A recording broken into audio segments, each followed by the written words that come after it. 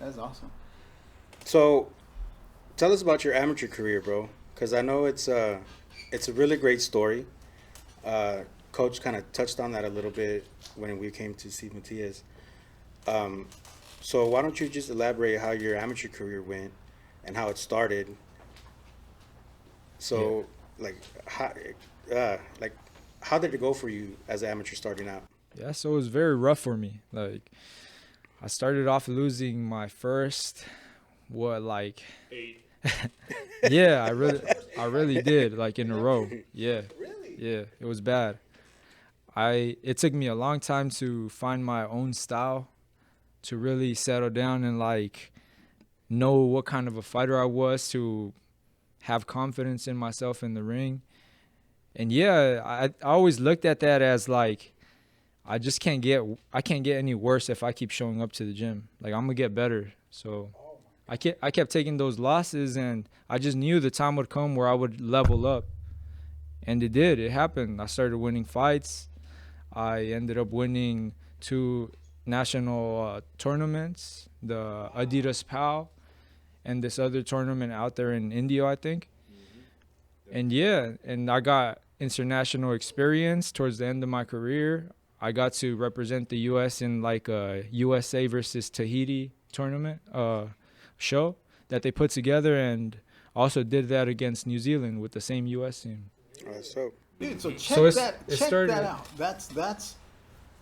That's what you call not giving up. exactly. You lose your first 8 fights, and you're still dedicated. Right. I can only get better. That's the mentality. And can I add, as the coach that was taking him to these, by no means was Jesse getting wrecked or his butt kicked or anything like that. Like all of these were really like almost poor luck decisions where the majority of the time that we thought Jesse had done enough to win, and for whatever reason or another, he wasn't getting these calls. And yeah, you know what? One or two of the times, he really had to learn the hard way also.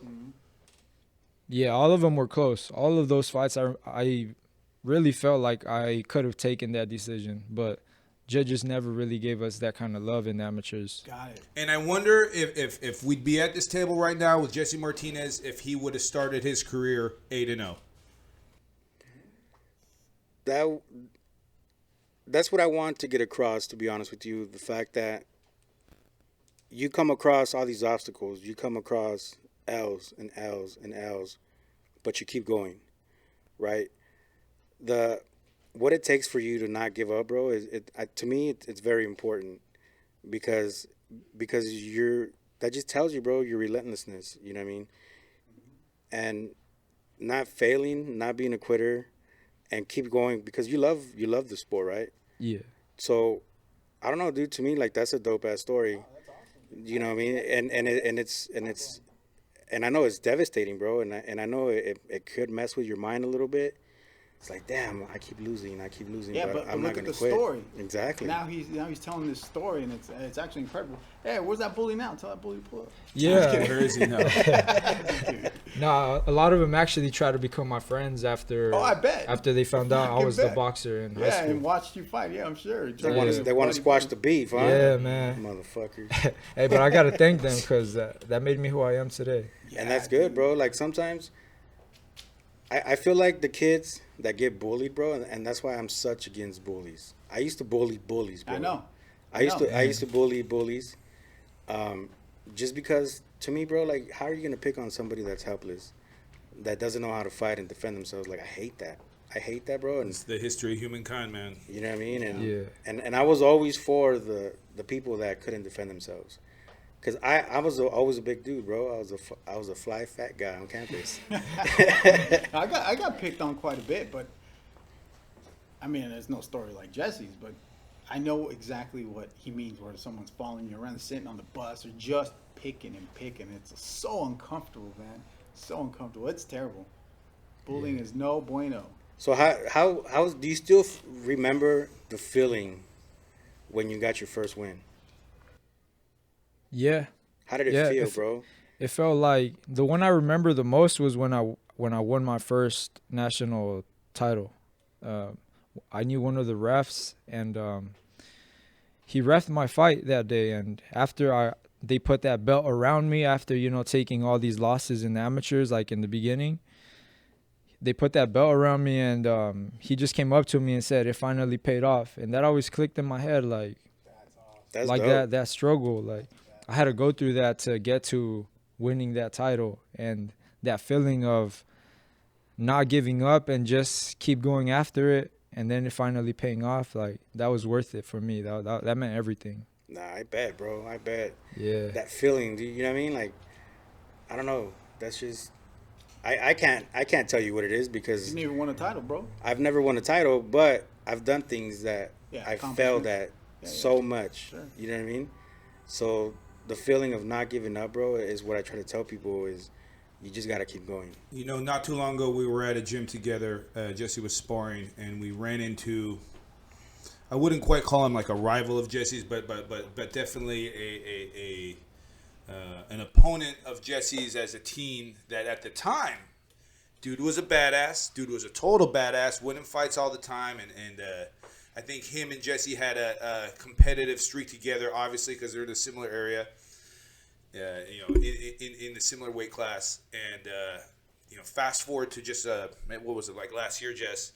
We ran into this particular person after not seeing him for 10 years. And he couldn't wait to talk to Jesse. He couldn't wait to take pictures with Jesse. He wanted Jesse's history. Wow. He was Jesse's biggest fan. And we were, remember, Jess, we were talking on the way home. Yeah. Like, isn't that crazy how it works out that way? Dang, that's crazy. That is crazy, man.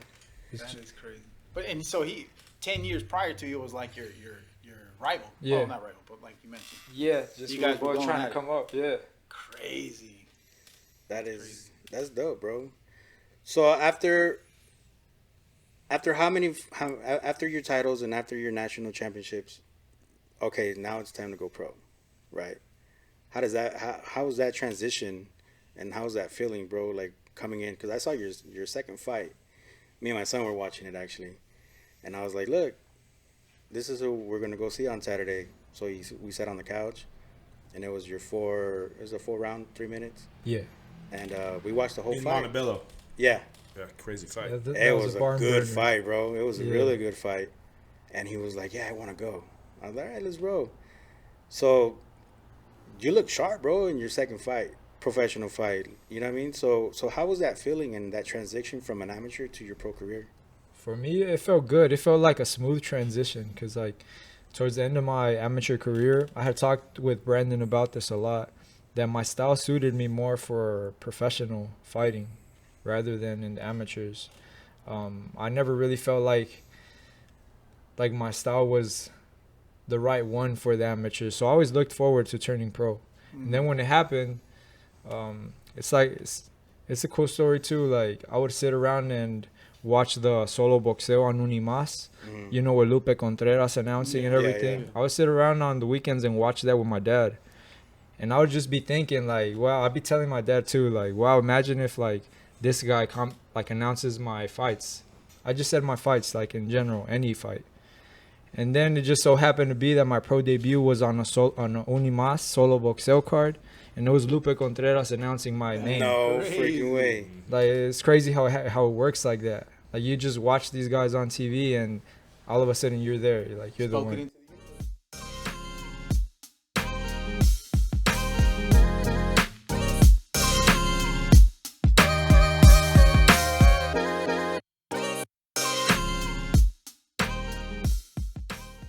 Thanks for tuning in on another cool episode of The Boxing Club Podcast. I am yours truly, Bigg Chubbs. That's my podmate, Lou Almighty.